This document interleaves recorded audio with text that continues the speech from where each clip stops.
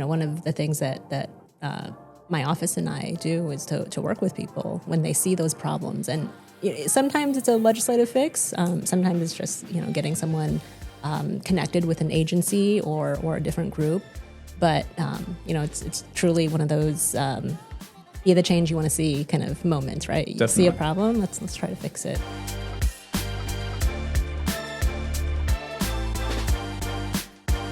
Hey everyone, welcome back to the 101 Digital Podcast. I'm Craig Myers, CEO of 101 Digital, and today our guest is a mom, elected official, and a longtime Naperville resident, Janet Yang Rohr. Can you just really quick give us a little introduction of who you are, what you do, and yeah. Craig, thank you. Really appreciate this time and being able to be here with you today. I'm the state representative for the Illinois 41st District, and so that means I represent a lot of Naperville and part of Warrenville and Bolingbrook and Springfield. Awesome, yeah, and so going back to the kind of longtime Naperville residents, so I think we actually went to some of the same schools. Which elementary school did you start at, and what other school did you go to? I went to Ranchview, I went to Kennedy, and then graduated from Naperville North in '99. All right, so that's where we differ. I went to Naperville Central, so we're already rivals in that regard. That's okay. My husband was a Naperville Central graduate. Okay, nice.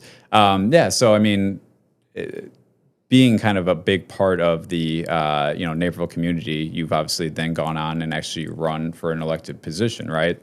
But before that, I think I remember you were on like the Board of Education. Are there any other things that you've served on over the last couple of years that are kind of community related or just Illinois in general?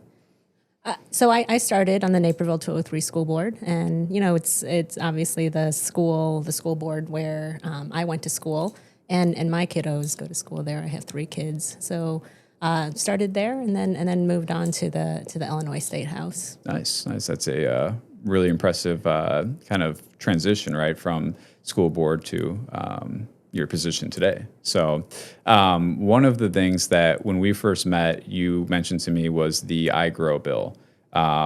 First of all, can you just give us a little bit of background about it? And the reason why I want to talk about it is because it's, I think, extremely exciting for small businesses and especially ones that are kind of in the technology field. Yeah, so the iGROW bill, it stands for Illinois Graduate and Retain Our Workforce program. So it's a scholarship program, and what it's trying to do is incentivize Illinois students, like in high school, who are thinking about what they're going to do with their lives, to when they go to college, to pick majors in the tech sector or fields. So like information technology, computer science. Cybersecurity. Yeah, exactly. And if an Illinois student picks an Illinois university or college, they can, if they declare a major in this area, they can get a scholarship. And that way, what we were hearing from businesses like you and other businesses is that it's really hard sometimes to fill those positions. They're seeing huge labor shortages.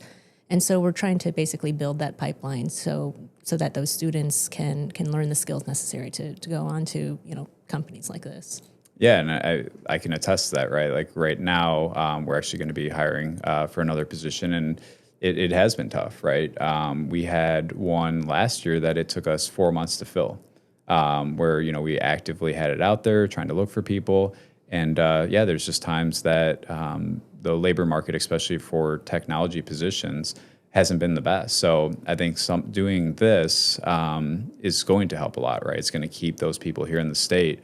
We actually, our intern, James, who has actually been on this podcast before, he's going to Illinois State for cybersecurity. So I got to imagine that it's not going to be retroactively for him because he's already going there, but he's kind of an example where that will help him, right? Like in high school, he took a lot of IT courses and then was able to actually come work for us as an intern to kind of reaffirm, does he want to go into the technology space? And it did, right? Like it actually helped him realize, yes, I want to go down this path. But now having this ability to get a scholarship and then know that, there's going to be these employers really looking for these types of students is going to be great. So really appreciate, all the work that you've done to make that happen. Yeah, and he might not be too late for it. We're right now spinning up the program, and so he may not get it for his first year in school, but he get it, maybe junior, senior year. Okay. I know he'll be watching this, so yeah. We'll send the information. Exactly. Yeah, I mean, and so again, like on the small business side, I can see that how that's going to help tremendously. I got to imagine that also applies all the way up to some of the bigger tech companies, like say Google's of like in Chicago, and all of them would be kind of a part of this as well, right? Yeah, I mean, with these jobs, right? These labor shortages, they're not just affecting like tech companies. Like they're not just affecting 101 Digital. Those kind of positions are available everywhere, and companies, it doesn't matter, like financial services.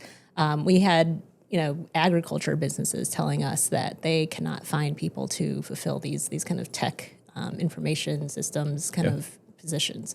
So this is pretty far-reaching labor shortage that we're seeing and that we're trying to address. That makes sense. Yeah, I mean, it seems like at least for the last, call it 2-3 years now, that it's been tough for anyone to hire. So anything that we can do to kind of either help subsidize that or just kind of start the plan now to start getting those people to stay again in the state is really good. Yeah. So obviously a lot of your focus, I feel like, has been kind of around the student side, the small business side. What are some of the other things from an education or just student related, either bills or things that you're kind of working through right now or that have recently passed? Yeah, when I made the jump from school board to state rep, I definitely wanted to bring that lens to Springfield. I didn't realize just how much we could do with that. So I'm on a few different committees, but one of them is the K through 12 curriculum, and there's an unbelievable amount of bill flow that goes through that committee. A lot of the things that we pass in the legislatures related to education, and if you look at kind of just the last 6 or 7 months of legislation that I've passed, through the 41st district. Almost every single one, I think, that has been signed by the governor that has passed both houses has been related to schools, our students, our teachers, higher ed, something education related. So some of those bills come directly from students. I love working with our teachers, students, going to the classroom to figure out, what are they seeing, what kind of needs are not being met. So we recently actually had 2 bills signed that came directly from students.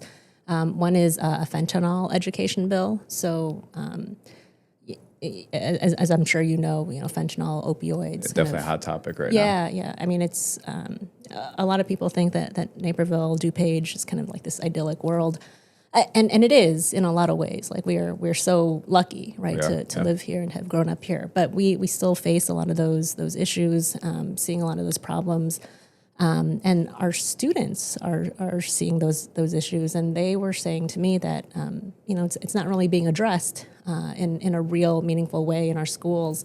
And so one of the bills is to make sure, like in health class, if you remember, like sophomore year taking health class, right? Part of that curriculum now will include like a section on the dangers of fentanyl, how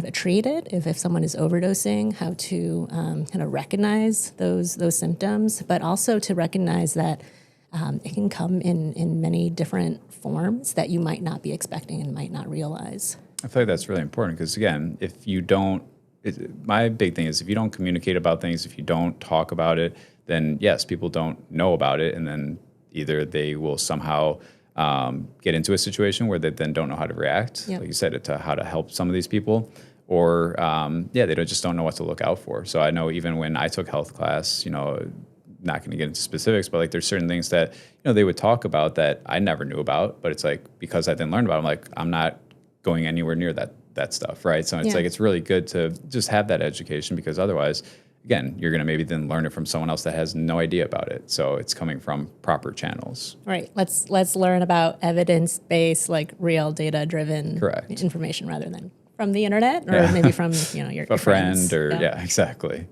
I know there was another one too that kind of around the same thing. It was about allergen safety, which I think came from a student as well. Yeah. So that one is again, another student recognized that allergies were on the rise. So in particular, food allergies, right? And they brought some really good data to show us that, like, in a typical classroom, like let's say 20 students in the classroom, there are on average about 2 students in there who will have a life-threatening allergy, and especially with like food allergies from peanuts. It's typically peanuts.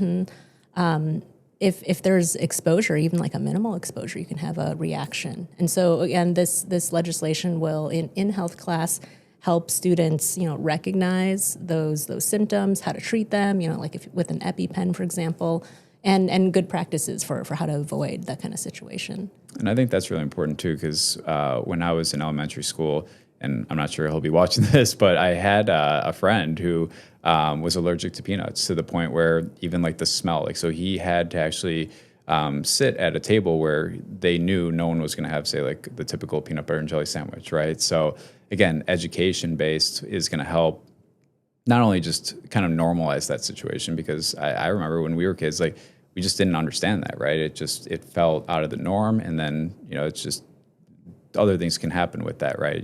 Teasing kids and things like that. And it's like, if you're actually educated on it, you most likely can avoid a lot of that. So I think that is really important for more people to like actually understand, again, what to do in the event of an allergic reaction.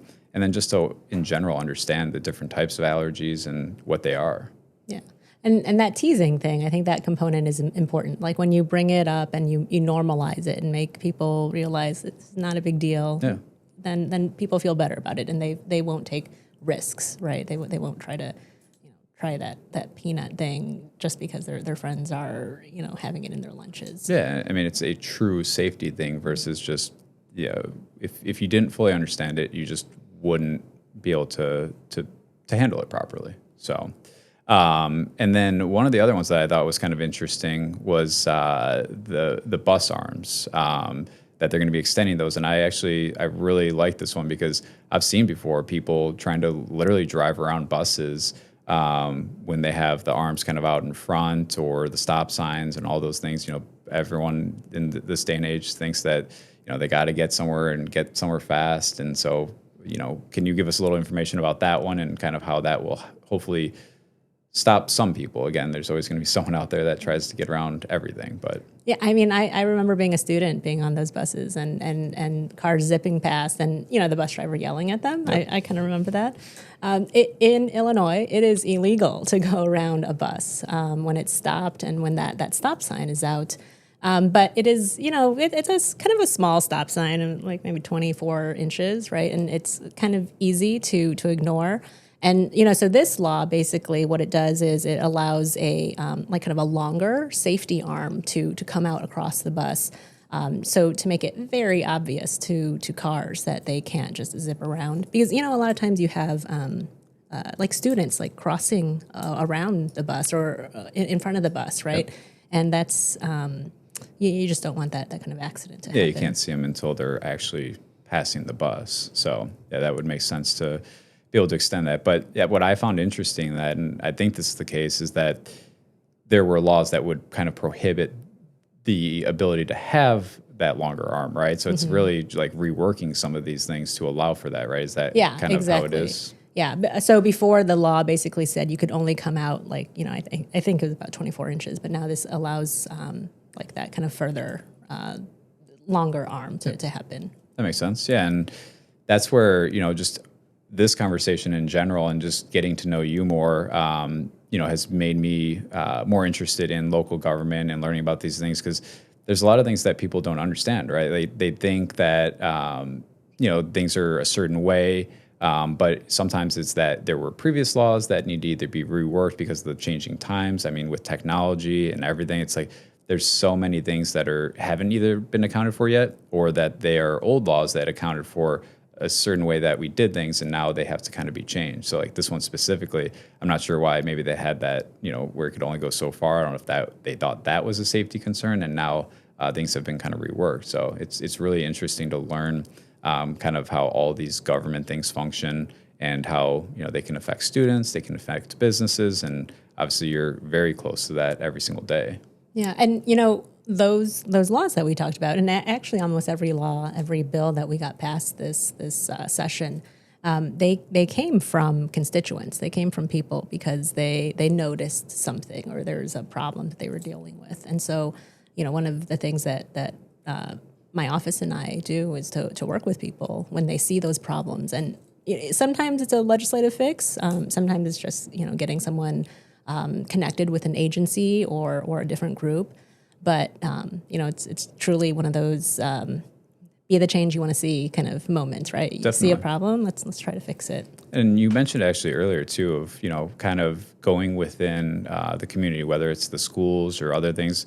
I think that's the absolute like bare minimum of like how it has to be done, right? So I've always said in business, when I worked in logistics, I started all the way from say going out into the warehouse and driving a forklift and loading up and picking orders, so that when I had to make decisions like which warehouse management system we were going to put in place, how would that affect all of the people that it's going to, essentially that touches that, right? So how is it going to affect the customer service side, and all of that? So like on your role, like you said, you're going out to the community, you're talking with people, you're talking with students, how is it that, if someone that has allergies, you're talking with them, say like, how do you feel about it? Are there things that we can do better? And that's where it's awesome that these students are actually the ones kind of helping you create these bills and then getting them passed. Yeah. I think that on the ground research is so important, right? That on the ground experience, and the legislation. I'm certainly not an expert on opioids or what is happening every single day in our classrooms, but our students are, right?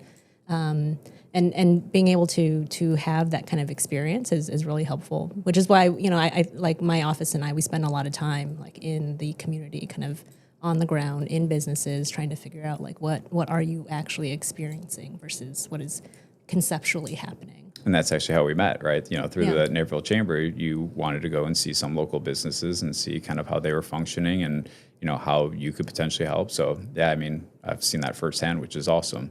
Talking about local community, what are some of the things, whether projects or things that like you personally are kind of getting involved with, whether it's over the next couple of months or maybe that you're already involved with that will be kind of playing out over the rest of the year?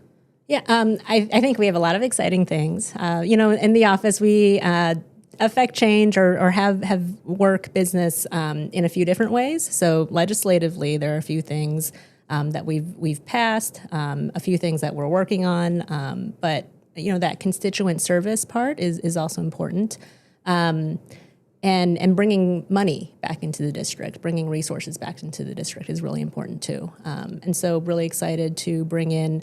Recently there was an announcement about the state basically kicking in $800,000 into the Naperville Riverwalk project. I saw that. Yeah, so that'll be a great one. Making sure that that's like more walkable, more livable for residents. We have, I loved again. This kind of goes back to the schools, students kind of link. Working with 203, 204, 200 to fund some of their capital projects. For 204, I think they funded 9 playgrounds throughout the 41st district to just totally revamp them, upgrade their playgrounds. On that one really quick, did you feel like too every time that you would leave a school, they redid everything? Because I feel like when I left, so I think I forgot to mention earlier that, or actually I did, but I went to Rancho as well, and I feel like right when I left Rancho, they revamped all of the playgrounds, right? Yeah. And then, every single time, I'm trying to think, even at Kennedy, I feel like they revamped things there. When I left Central, they revamped actually the entire school. Yeah. So it's like, I feel like for whatever reason, every time I would leave a school, it got revamped. But I got to imagine there's some sort of like cycle to a lot of that. Probably, but Craig, I'm a little older than you. So when I was finishing Kennedy, I think when I started, it was the first class that was leaving that had made it through all 3 years. So when I went to Kennedy, it was still a very new school. Okay, so maybe I did get some of the nice things and just didn't even realize it. But yeah, any of the other projects, I kind of cut you off there. But yeah, so the funding for the district and the playgrounds, the school ones, I think I'm really proud of to be able to give back in that way and make sure that the state is directing resources to the things that we care about most in this community, right? Which is our parks, our schools. One of the organizations where I've gotten to know them, a lot more deeply is Turning Point. Yeah, I've heard of them. And so they wanted to build a like an outdoor classroom, and so very happy to be able to support them, help them with that project too. Yeah, and that's again, I really like that. With this podcast, we're trying to do a lot with the community and learning more. Like I've driven past Turning Point's facilities many times and didn't even realize who they were, that they were there. And then once you hear about them, it's like every time I drive by there, I'm like, oh, that's Turning Point there now, and I know what they do. And I've actually even met a lot of people that work within the organization. So it's really cool to see all of that.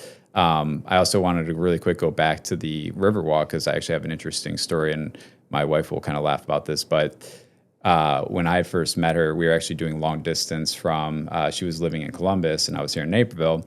And I gave her a 1% chance that I would ever leave Naperville. And she hung on to that for a while. But once I brought her downtown Naperville and we walked the Riverwalk and everything, she fell in love with the city of Naperville. So it is something, like you said, it's like it's part of the community and people really do enjoy it. So, I mean, for me, it actually was in kind of a way like transformational because it's really what brought my wife to Naperville. Yeah. So oh, that's awesome. to That's extend really it nice to hear. and make it even nicer, it's like a lot of people do really enjoy it. It's for people to walk. It's healthy. I feel like it really does help build the community. Yeah, yeah.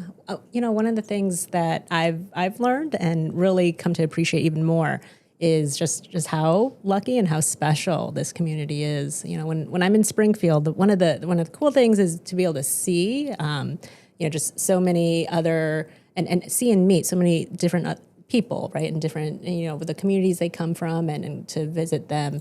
And from a lot of that work, from the legislation that we're passing, what you see over and over again is that we have a pretty great community.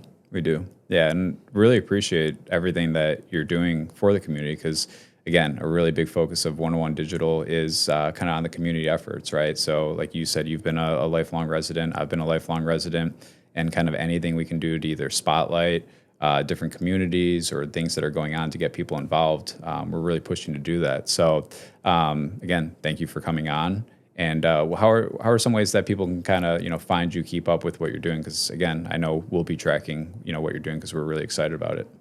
Yeah.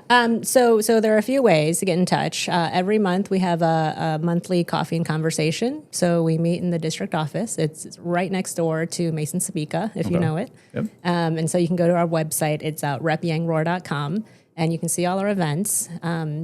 Sincerely invite you, our community, to come out to I actually those. will start coming to it and see again. Learned a new thing today. Yeah. I didn't even know that was a thing. Yeah. So there's that. There are town halls. There are lots of different ways. You could always just send us an email or text or phone too, because I really want to look to the community for the issues that they're facing. To help direct our work, the bills and legislation that we're going to introduce. And so, when you come talk with us, like you or anyone else, we really do try to take it in and do something with it. Again, thank you for coming on, and really appreciate it. And we will definitely be keeping up with what you're doing. And I will actually come to one of those coffees or town halls, and hopefully have some input of the things that we have going on here that you can be helpful with. So really appreciate it. Thanks again, everyone, for watching. And you can find us at 101digital.com, and we will see you in the next one. Thanks.